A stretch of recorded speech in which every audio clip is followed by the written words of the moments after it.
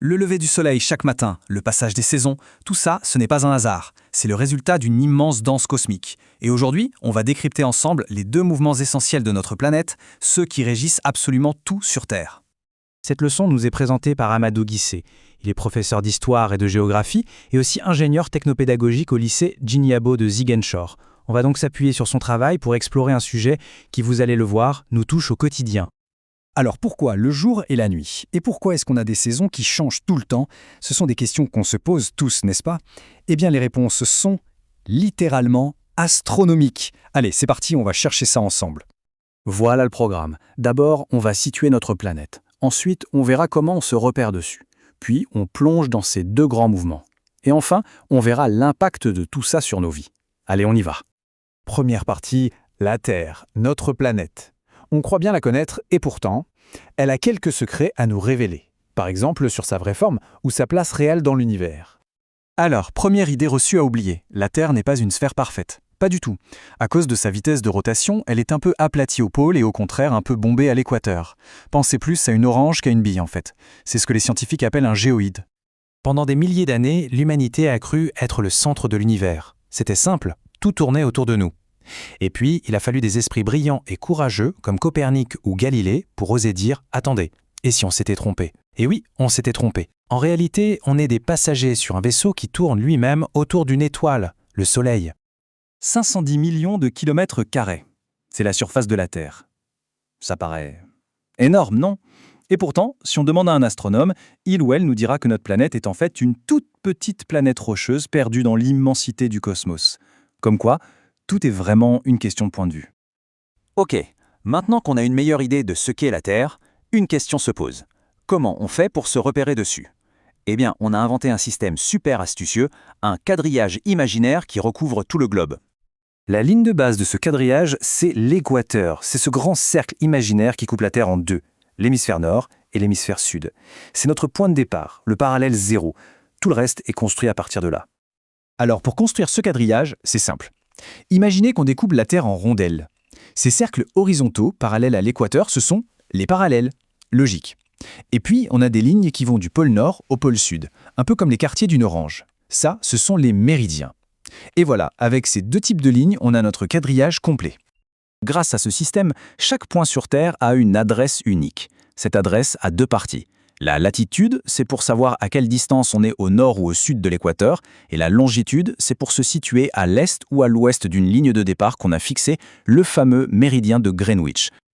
Bon, le quadrillage c'est fait. Maintenant, on passe aux choses sérieuses, les mouvements de la Terre. Et on commence par le premier, celui qu'elle fait tous les jours, sur elle-même. Alors, la rotation, c'est quoi? C'est tout simplement la Terre qui tourne sur elle-même, un peu comme une toupie. Ce tour complet, elle le fait en un peu moins de 24 heures. Pour être ici, 23 heures, 56 minutes et 4 secondes. Et elle tourne toujours dans le même sens, d'ouest en est. C'est vraiment ça qui rythme nos journées. Et ce simple tour de toupie, eh bien, il a des conséquences absolument gigantesques sur nos vies. La première, la plus évidente, c'est bien sûr l'alternance du jour et de la nuit. Mais ce n'est pas tout. Il y a aussi ce qu'on appelle l'effet de Coriolis et puis la création des fuseaux horaires. On regarde ça de plus près. L'effet de Coriolis, ça a l'air compliqué, mais l'idée est assez simple. Imaginez que vous êtes sur un manège en train de tourner. Si vous lancez une balle, elle ne va pas partir tout droit, elle va être déviée. Eh bien, pour la Terre, c'est pareil. Comme elle tourne, les vents et les courants marins sont déviés, vers la droite dans l'hémisphère nord et vers la gauche dans l'hémisphère sud. C'est une force invisible, mais super puissante qui façonne nos climats. Voilà pour la rotation. Mais la Terre ne fait pas que ça. En même temps, elle fait un grand voyage. C'est son deuxième mouvement majeur, sa course annuelle autour du Soleil. Ce grand voyage, ça s'appelle la Révolution. Et il dure 365 jours et un quart. C'est ce fameux quart de jour qui s'accumule et qui nous force à rajouter un jour de plus tous les 4 ans, le 29 février. C'est de là que viennent les années bissextiles. Alors là, tenez-vous bien. Pendant que je parle, là, maintenant, on est tous en train de foncer dans l'espace à une vitesse de 106 000 km/h. C'est juste dingue. On est sur un immense vaisseau spatial et on ne sent absolument rien. Attention, grosse idée reçue. On pense souvent que les saisons existent parce que la distance entre la Terre et le Soleil change. Eh bien non, c'est faux. La vraie raison, c'est que l'axe de la Terre est penché. Du coup, pendant son voyage, parfois c'est l'hémisphère nord qui est le plus exposé au Soleil et c'est notre été. 6 mois plus tard, c'est l'inverse et c'est notre hiver. Entre les deux, ce sont les équinoxes. Ok, on a vu la rotation, on a vu la révolution. Maintenant, on met tout ça ensemble.